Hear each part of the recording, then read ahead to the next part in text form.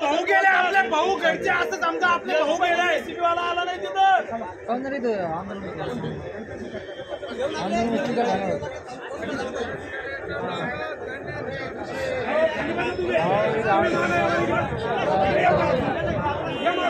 गावाकडे चाललोय गाडी गाडी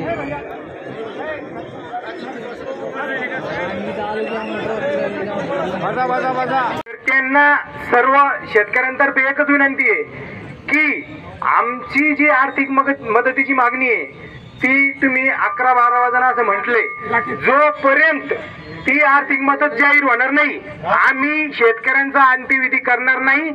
आणि परत इथं उद्या शांत बसा सगळे। आर्थिक मदत जाहीर झाल्यानंतर आम्ही दोन्ही परिवाराचे ते अंत्यविधी करू, एवढीच माझी शासनाला विनंती आहे। असं सगळ्या शेतकऱ्यांनी आता आम्हाला कोणत्याही शहरवासी किंवा कोणत्याही प्रवाशाला आम्हाला त्रास द्यायचा नव्हता, पण आमचे दोन बांधव हे केवळ MECBच्या चुकीमुळे गेले, पूर्णपणे निष्काळजीपणा केला त्यांना। एक महिना झाला होता पोल पडून, त्यांनी त्याच्यावर दखल नाही घेतली, त्यामुळे आज ही घटना झाली। आणि जो त्रास झाला तो त्रास तुम्ही फक्त शेतकऱ्यांसाठी सहन करा, तुम्हाला माहिती आहे शेतकरी काय त्रास सहन करतो। थोडं तुम्ही ऐकून घ्या ना मी काय सांगतोय। पहिला एक दुसरा विषय, जी जास्तीत जास्त जी मदत आपल्याला देता येणार आहे, आकडा ऐका साहेब, असं नाही असं म्हणू नका, ऐका मी तुम्हाला काय शब्द देतोय मी जास्तीत जास्त शासनातर्फे जी मदत आहे ती देण्याची निश्चितपणे कारवाई 12 वाजेपर्यंत होईल। ऐका, दुसरा विषय असा आहे, मी आज जर तुम्हाला काही आकडा सांगितला त्याच्यापेक्षा माझी तर इच्छा आहे की आता हॅलो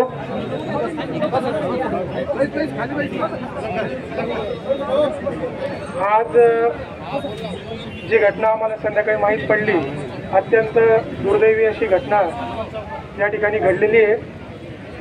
आणि त्या ठिकाणी माननीय जिल्हाधिकारी यांनी सूचना दिल्याप्रमाणे मी या ठिकाणी आलेलो आहे। सदर घटनेमध्ये जिल्हाधिकारी महोदय यांनी मला अशा सूचना दिलेल्या आहेत की आकस्मिकपणे झालेल्या या दुर्घटनेमध्ये आपल्याला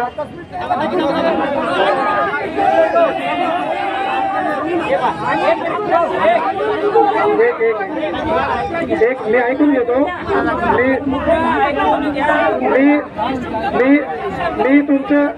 मी तुमचं पण ऐकून घेतो, मला 2 मिनिटं बोलू द्या। ठीक आहे सांगा। 1 महिना झाला फोन पडून, अच्छा, आम्ही व्हिडिओ काढून पाठवला, तिथं जाऊन आलो, रोज जात होतो आम्ही तिथं, फोन सरळ 1 महिन्यानंतर ही घटना झाली। 1 महिन्याला झोपी होती नाही, ऐका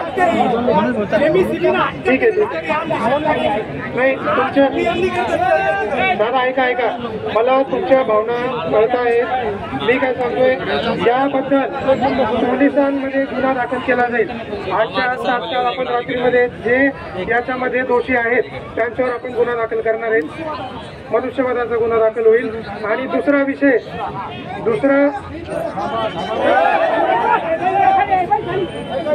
यामध्ये जे दुर्दैवाने मयत झालेले आहे त्यांच्यासाठी शासनातर्फे जास्तीत जास्त मदत उद्या सकाळी 12 वाजेपर्यंत आपणास देण्यात येणार आहे। ऐकून घ्या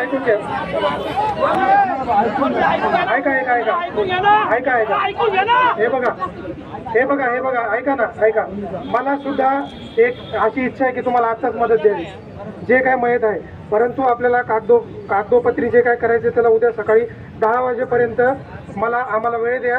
आम्ही 12 वाजेपर्यंत जे काय मयत लोक झालेले आहेत त्यांच्या शासनाच्या जी काही मदत आहे जास्तीत जास्त ती मदत आम्ही देऊ निश्चितपणे। मी माननीय जिल्हाधिकारी यांच्या वतीने मी सगळ्यांना हा शब्द देतो आहे। परेश चौधरी, मी ऐका ऐका ऐका ऐका ऐका ऐका ऐकून घ्या, मी तुमच्यासाठीच आलेलो आहे इथं। हा बोला, एक जण बोला।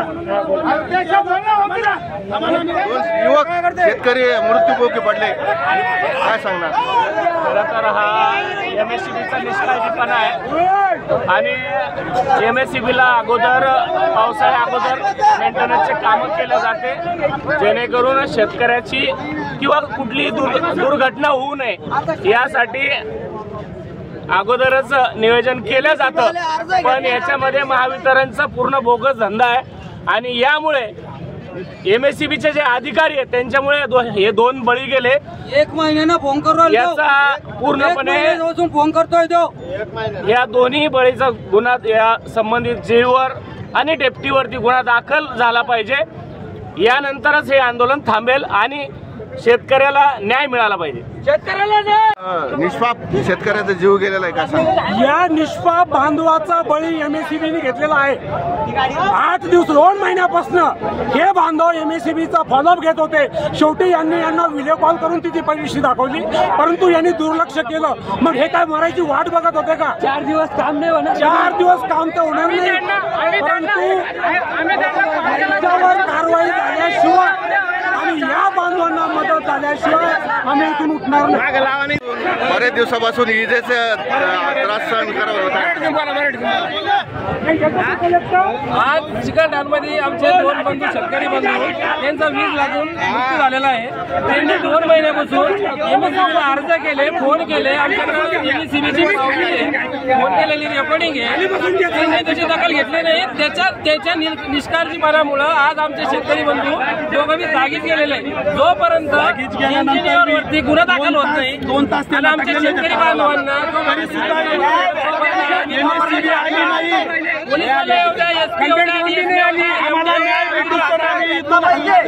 पोलीस बाज वापर